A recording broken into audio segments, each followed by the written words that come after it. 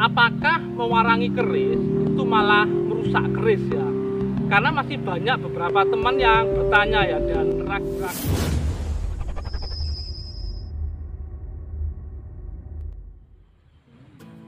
Rahayu, Rahayu, Rahayu. Ketemu lagi dengan saya Teddy Wahyono di channel tempat mengenal keris dan pusaka Nusantara lainnya dengan akal sehat dan hati terbuka. Nah, kali ini kita akan membahas tentang apakah mewarangi keris itu malah merusak keris ya? Karena masih banyak beberapa teman yang bertanya ya dan ragu-ragu ya dalam mewarangi keris ya, atau mau mewarangi keris ya. Karena memang ada cara lain untuk merawat keris, yaitu dengan cara disangling ya, itu tanpa diwarangi biasanya ya. Itu cuma dihaluskan bilahnya ya. Nah, sebelum saya bahas, buat teman-teman yang belum subscribe, silahkan subscribe dulu biar tidak ketinggalan informasi dari channel ini. Nah, sekarang sebelum saya bahas tentang mewarangi, mungkin teman-teman kan bilang ada kalau di Bali, di Jepang itu dihaluskan bilahnya ya. Itu pun sama, sebenarnya itu mengikis bilah ya. Jadi untuk mengecilkan pori-pori bilah, jadi agar tidak mudah berkarat. Makanya terlihat sangat bagus bilahnya. Apalagi pedang-pedang Jepang, walaupun usianya ratusan tahun pun masih bisa dipakai istilahnya ya sebagai senjata ya. Dan banyak juga keris di Bali seperti itu ya. Kerisnya sebenarnya sepuh tapi terlihat kayak baru gitu ya. Nah, sekarang tentang mewarangi. Jadi banyak yang bilang katanya mewarangi itu merusak bilah ya, karena ada zat asam ya yang dipakai ya. Nah, ini nanti akan kita bahas ya. Nah, sebenarnya untuk mewarangi itu ya, atau ketika kita masukkan keris ke dalam larutan warangan, itu sebenarnya nanti besinya yang ferrum itu, kalau rumus kimianya, nanti kan keris ada yang bahannya itu kan besi, bahan pamor ya, dan selorok baja ya. Nah, biasanya bahan pamor atau yang disebut kalau zaman dulu besi putih, itu nanti tetap warna putih ya, atau lebih terang. Nah, yang besinya itu akan menjadi hitam. Besinya itu karena memang bereaksi dengan larutan warangan ya, yang mengandung arsenik itu ya, nanti akan terbentuk lapisan warna hitam yang tahan karat. Jadi yang seperti ini ya. Jadi kalau yang hitam itu besinya, kalau yang agak kelihatan lebih putih, lebih terang itu adalah bahan pamor ya. Jadi besi yang terlapisi warna hitam itu sebenarnya lebih tahan karat ya, lebih sulit berkarat. Dan untuk perawatan berikutnya akan lebih mudah, tinggal meminyaki aja ya. Jadi seperti itu tentang mewarangi lah. Tentang yang merusak, apakah benar mewarangi bisa merusak bilah? Nah, dalam proses mewarangi itu memang ada satu hal yang harus dikondisikan ya, yaitu memutihkan bilah. Itu untuk membersihkan karat ya. Biasanya memang pakai asam, biasanya jeruk nipis yang dipakai ya itu.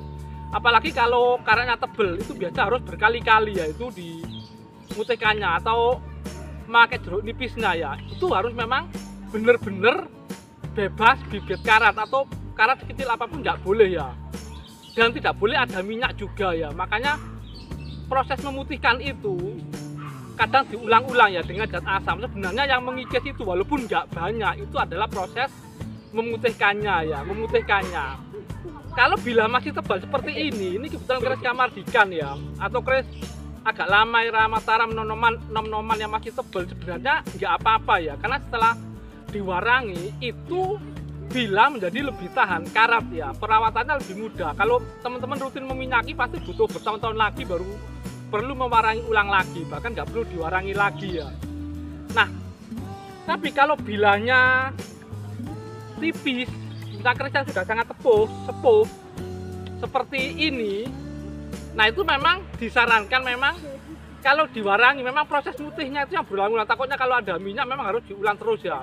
Apalagi kalau gagal itu nanti akan tambah tipis gitu loh, membuat lebih riskan. Makanya kalau yang ini sudah tipis nggak saya warangi ya, cuma bersihkan, cuma memang harus rutin diminyakin untuk menjaga bilah itu ya.